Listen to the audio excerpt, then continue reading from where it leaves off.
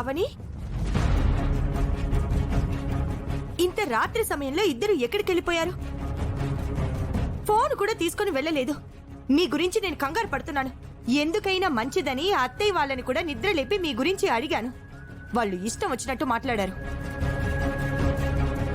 అవని గురించి నాకు తెలీదు. నేను అలా బయటికి వెళ్ళి వెతికొస్తానుండు. రేయ్, ఎక్కడికి రా? ఎక్కడికి చెంగును బయలుదేరుతున్నావు? వాళ్ళు కూడా వాళ్ళు చూసుకుంటారు, మనకనవసరం. ఎక్కడి నుంచి వస్తున్నారో చెప్పండి. మాయ మీద కొన్ని అనుమానాలున్నాయి కదక్కా, అందుకే మాయ గురించి తెలుసుకుందామని వెళ్ళాం.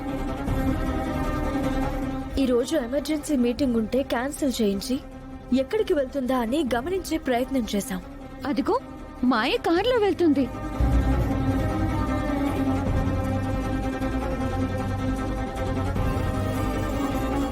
మేము వస్తుండగా మాయా మేడం కారులో బయటకు వెళ్తుండడం చూసాము.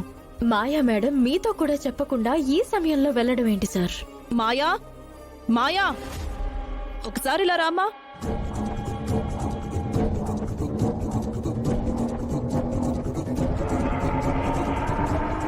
రెండు చోట్ల ఉండడం ఏంటి? అదే అర్థం కావడం లేదక్కా. మేము రోడ్లో చూసింది నిజమా, ఇంటిలో చూసింది నిజమా, ఏమి అర్థం కావడం లేదు. అయితే మీరు భ్రమపడి ఉంటారేమో.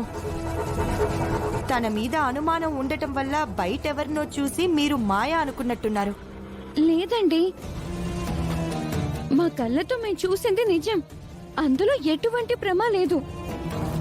ఆ మాయ దగ్గరే ఏవో మాయలున్నట్టు నాకు అనిపిస్తుంది. నువ్వు మరీ ఊహించుకోకమ్మా. ఊహ కాదండి, ఎందుకంటే మాయ గురించి నేను తాళపత్రాలను చదివినప్పుడు అందులో ఏదైతే కనిపించిందో అవి ఒక్కొక్కటిగా జరుగుతున్నట్టు అనిపిస్తుంది. నిశ్చితార్థానికి గుడిలో అడుగు పెట్టాలి కదా, అప్పుడు అడుగు పెట్టడం తన వల్ల కాదు. కావాలంటే మీరే చూడండి.